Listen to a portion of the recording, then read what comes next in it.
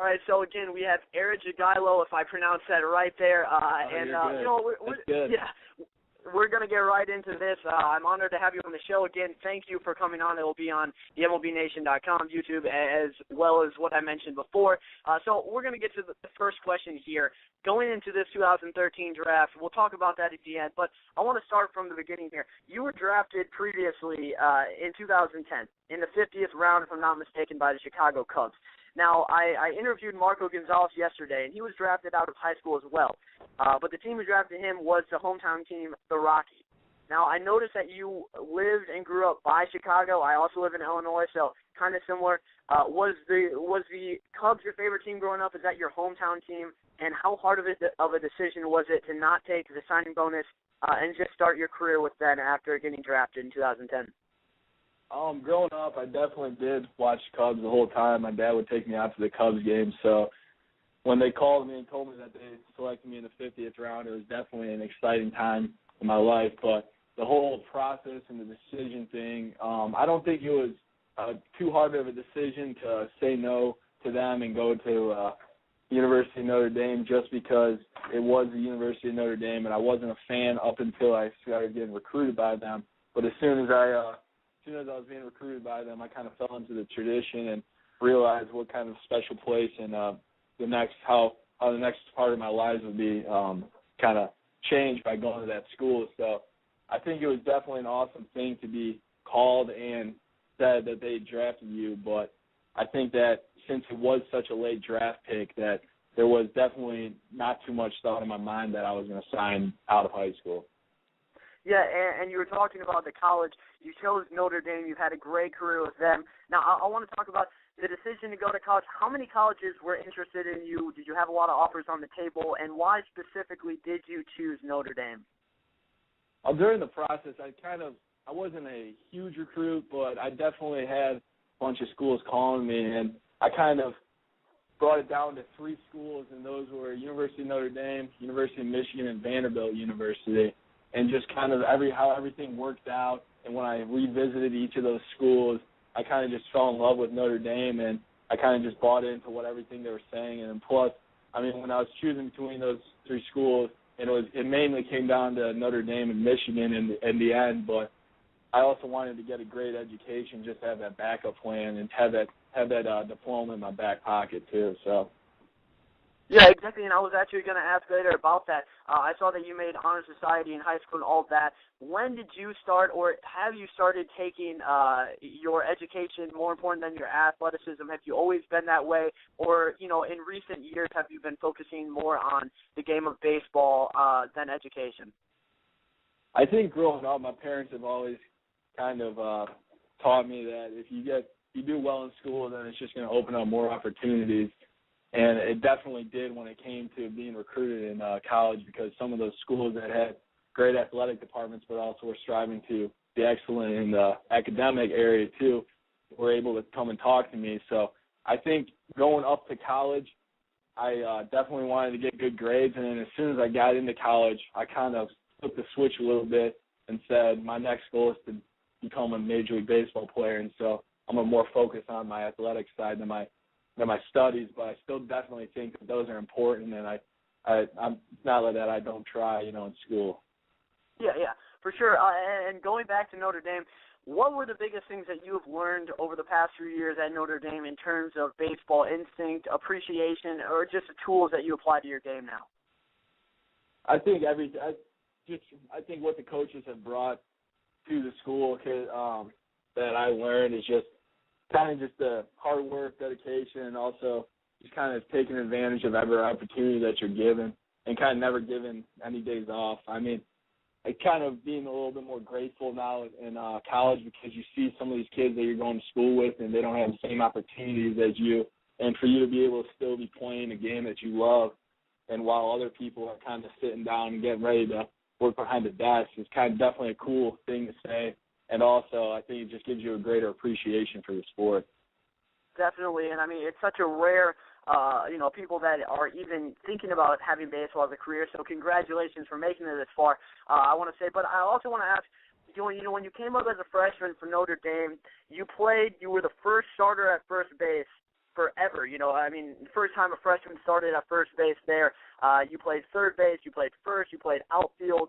You are still considered a third baseman and an outfielder, but your numbers indicated some struggle as a freshman, as expected, of course. How hard was it to adjust to college-level pitchers as a freshman? I think it's one of those things where there's a learning process, and not only is the speed of the game a little bit quicker, but as a freshman, I was also very anxious, and I wanted to perform so well, and I didn't really realize that I just had to be patient and kind of play the game that I was supposed to play and not really get out of who I was as a player. And I think that's what definitely has kind of matured me into the player I am, is realizing what type of player you are, what are your abilities, and how you can just give that to your team rather than trying to do too much. So the freshman year, as soon as I learned that a game kind of slows down a little bit for you, I think that's when I started doing better and better. And then just basically the maturity of me throughout that whole season to be able to get all those at-bats, it just kind of helped me out into the summer and then to the next couple of years. Absolutely, and you talked about, realizing what kind of player are you.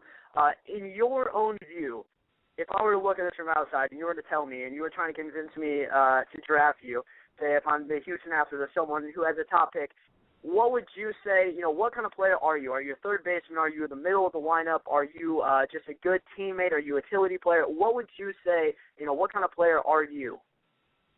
I think when it comes to baseball, the first thing that I would say is the type of player I am is I feel like I'm a middle-of-the-lineup type hitter who's going to produce runs. I'm going to stay gap to gap, but I have the ability to put the ball over the fence, and that's definitely a thing that allows me to change some games.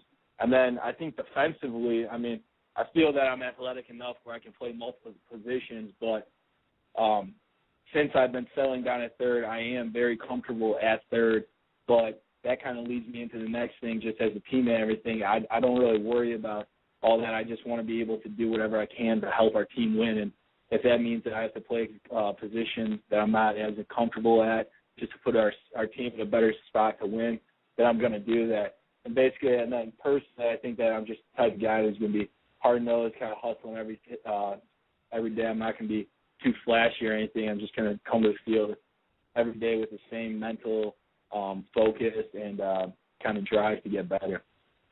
Yeah, and, when you talked about what kind of player you are, it just reminded me as a Cardinal fan, it just instinctively thinking about Matt Carpenter because, he plays third base, he plays outfield. If you watch the playoffs, you saw him come up. He has some power from the left side. So I don't know if you've ever heard that comparison, but that just came to my mind. I want to talk about mechanically in your swing. What have you had to do to offset and adjust to better pitching? I think it's honestly just more about simplifying your swing as soon as the better pitching comes. I think the faster the pitches are and the more movement on the balls, I just felt like as soon as I learned to get my big muscles out of my swing, and I'm talking big muscles as in shoulders and everything, it really helped me just get from basically point A to point B. And that's the thing I learned, that you don't have to supply the power when guys are throwing 90-plus miles an hour. If you get the barrel to the ball is going to go.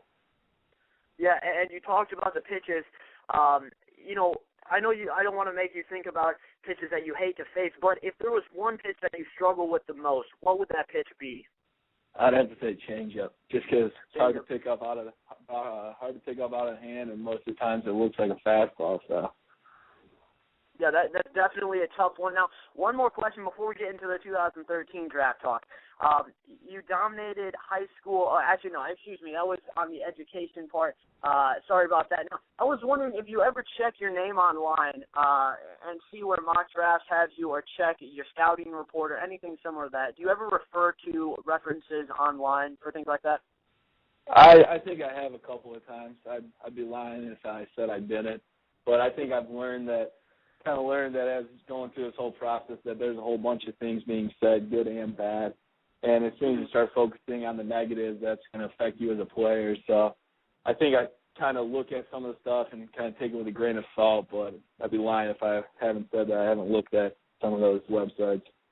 Yeah, I think a lot of players would like to think that they wouldn't, but I would if I was a player. It's hard not to. But you played in the prestigious Cape Cod League last year, I believe, over the summer, this past year, still technically 2012.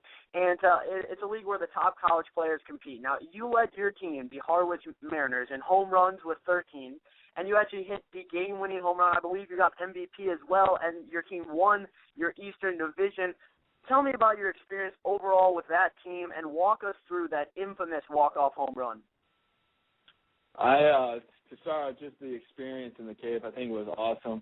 I've never had an experience like that, to be not only away from home, but in a beautiful part of the country, and then also just to be on a team with the caliber-type players that were on my team. I mean, those are guys that when you're watching super regionals, they're competing, and they're the guys that are being focused on and highlighted in the pregame, all that kind of stuff. So to be able to play with those guys and kind of just be able to compete with other top players in the nation was awesome. And now from that team, I became good friends with a lot of those guys, which is cool because those are going to be guys that you're going to see in the top rounds of the draft and also going to be future big leaguers. So it's kind of awesome to be able to say you've played with them and also that you consider them your friend now.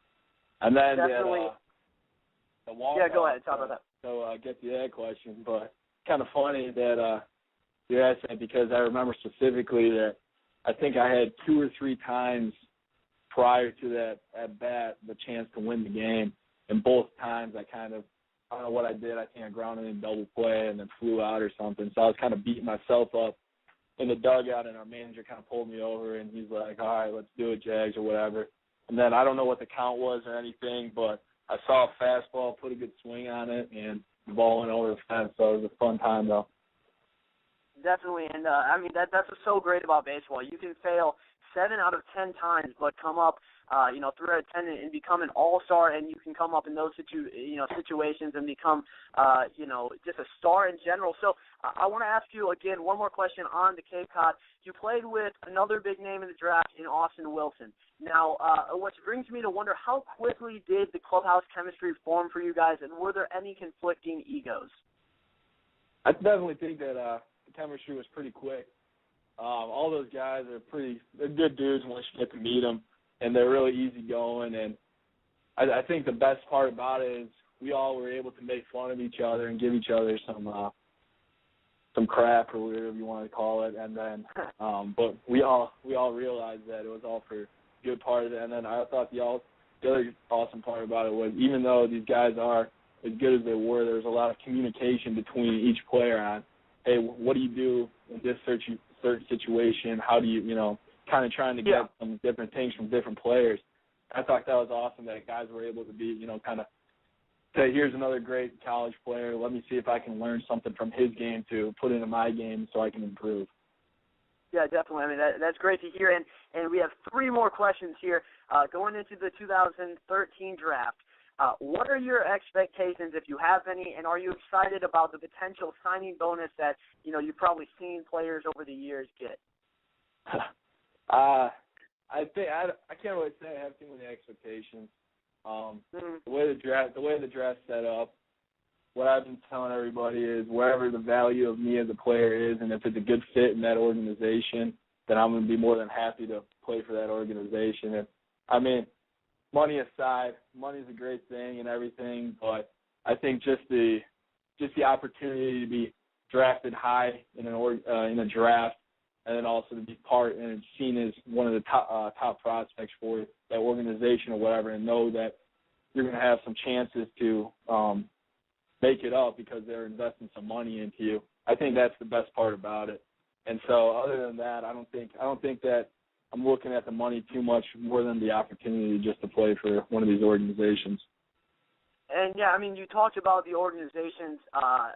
It's kind of a weird question, but if you could pick a team or division to get drafted into, is there a certain area or region of the country that maybe you would like to be a part of? I mean, I love Chicago. I mean, I can't say that if the hometown team drafted me that I wouldn't be really excited for that opportunity. But I think that it'd also be a pretty cool thing to be able to go and play in a different city. I mean, I've never lived on the West Coast. I've lived on the East Coast for the past couple of summers. So I don't think that there's one team in particular, but I think it would be cool living other parts of the country too. So I don't think that there's one team in particular that I would really want to go to or whatnot. So